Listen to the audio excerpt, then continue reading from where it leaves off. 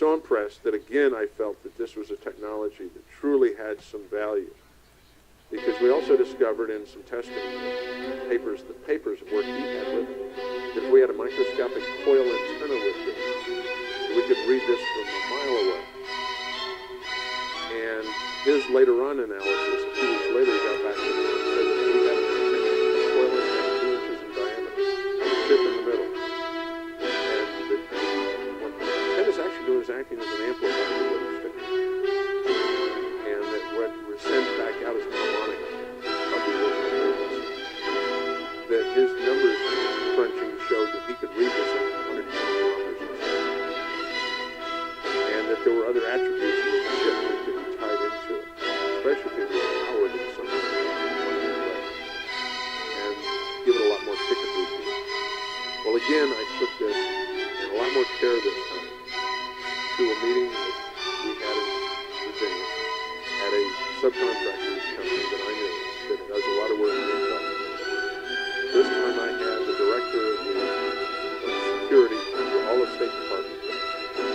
And again, a good friend from the Again, we had the last minute people walking the door with the right credentials. We didn't know who they were. It turns out, again, we had people, 2 this time, who after the meeting, we realized shouldn't have been there. Yet they had credentials that were awesome. Because it turns out afterwards I found out they had never been called by my 2 clients. Yet they knew about it. They knew of exactly what time, what place, and what we were talking about. And supposedly, my phone calls were made over secure folders. What concerned me more about this particular event was that I have in my records again the name at the time of the head of security at State Department. And I got to know him well because I designed the security system, at least a major portion of it, for Main State, for the headquarters in Foggy Bottom in D.C. And so he and I knew each other very well. And that one of the things that Bob wanted to do was, before he retired, he wanted to have his family, particularly his 2 boys in high school, experience what it was like to live out of the country. So he actually gave himself the job. He demoted himself to head of security for East Africa. And he and his family, shortly after this event, this meeting, moved to Kenya, to Nairobi. And he and I quietly kept in touch through our other contacts in Washington. And kept probing who these 2 men were. We deviled the time who they really were. Because what bothered me was that the professor all of a sudden got a giant grant. Technology was transferred. He never had to work for the rest of his life.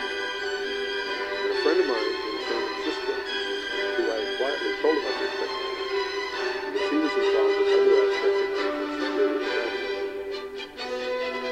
he got a project to do a physical security system. Access control, cameras, intrusion monitoring, everything that worked. For a little company in Silicon Valley. And he said it was eerie to him, but what they were making there looked eerily like what I described to him. He built the security system in this modern fab, building billions of these little chips. He wound up, a year later, being asked if he'd want to buy the security system back. They were shutting the factory down after they'd made billions and billions of these little chips. And it was a division of a rather major European electronics firm that had the plant. And what concerned me was that they had built these chips, and who knows what happened to them.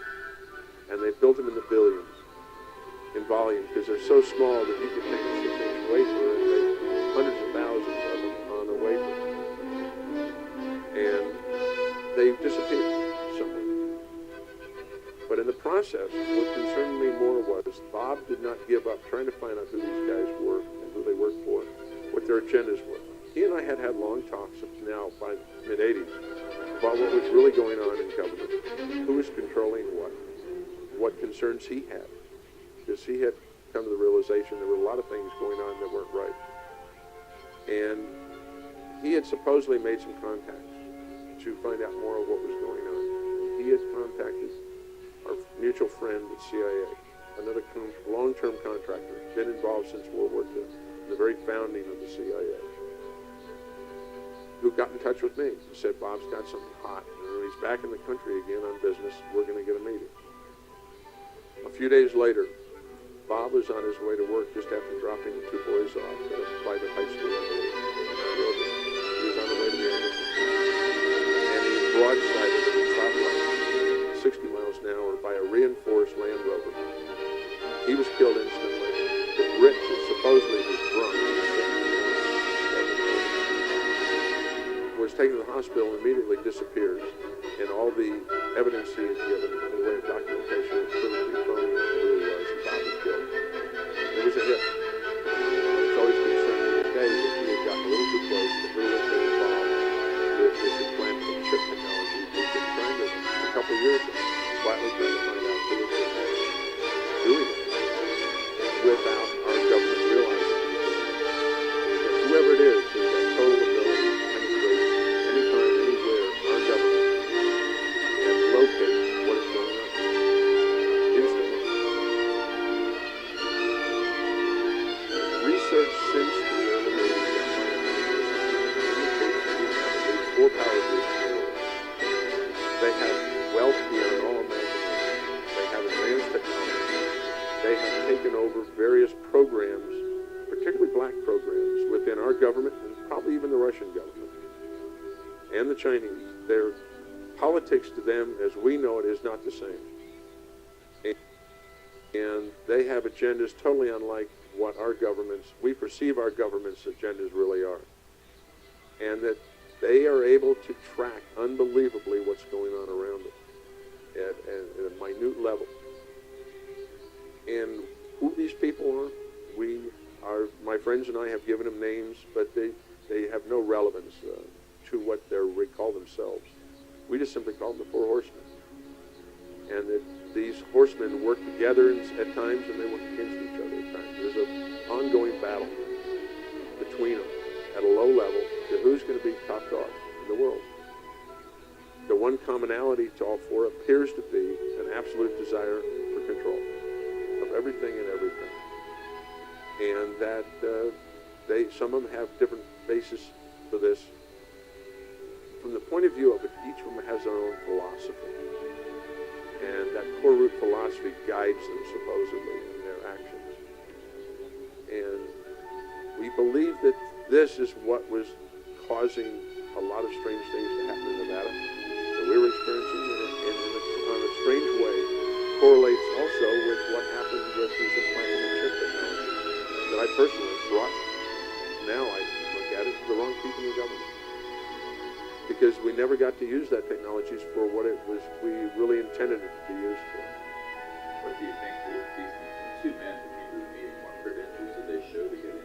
What did they have for the FBI? Above and beyond that, they were NSA, NRO, that sort of credentials that we would later check, and they didn't exist. They did not exist. Yet their credentials were spotted. Even to the point where if it was an access control requirement, the identification systems that they carried passed all the access control mechanism requirements we had, be it biometric, be it fingerprint, be it eyeball, be it anything, even to access code numbers. They knew it all. They had it all. And it was better quality than actually what the agencies had, which is most enlightening. It means unlimited budgets. Do you think these were, in a sense, privatized corporate? If they are, it's at a level way beyond any of the corporate security people I've ever worked with. I've worked with oil companies. I've worked with all the major computer companies, members of enterprise, very high security. And none of the people in the commercial arenas there ever gave me the least concern that they were involved in something above and beyond what their corporate requirements were.